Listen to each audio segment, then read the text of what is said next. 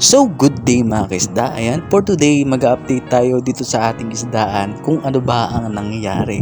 So ngayon nakikita nyo ay wala na yung ating mga isda dahil nagsimatayan yung ating mga alagang isda, no? So lahat yan na pinapakita ko sa inyo ay wala ng laman at wala na ring tubig.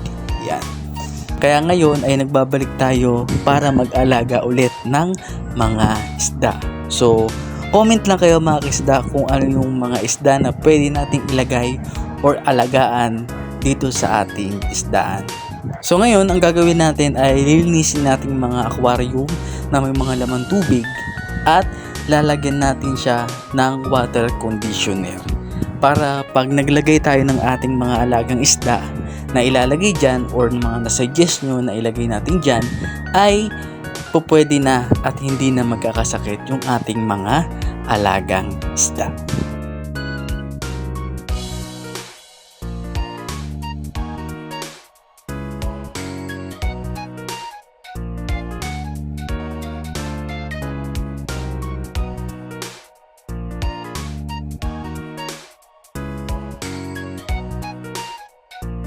So ayun na nga mga kaisda, nang tapos natin lagyan ng ating mga aquarium ng bagong tubig.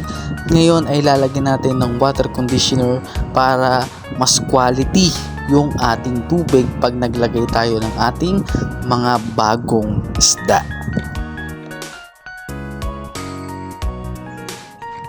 So mga kaisda, tunaw-tunawin lang natin yan, halu-haluin lang natin. So ang gagawin natin mga kaisda, tunawin natin yung ating water conditioner, dapat wala nang buo-buo bago natin ilagay dun sa ating mga aquarium.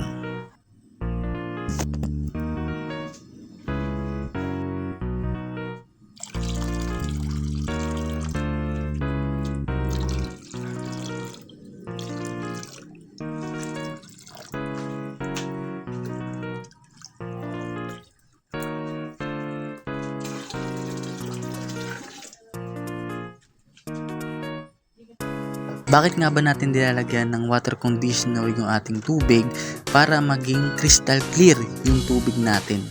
At pag naglagay tayo ng isda ay matutuwa, no, yung ating mga alagang isda. Maraming nagtatanong kung ano yung water conditioner na ginagamit natin. So yung gamit natin ay Lumot water conditioner. So not sponsor to, bali ito yung product na naibigay sa atin at na-review natin. So, tinesting lang natin ulit para kahit paano sa ating mga alagang isda, no?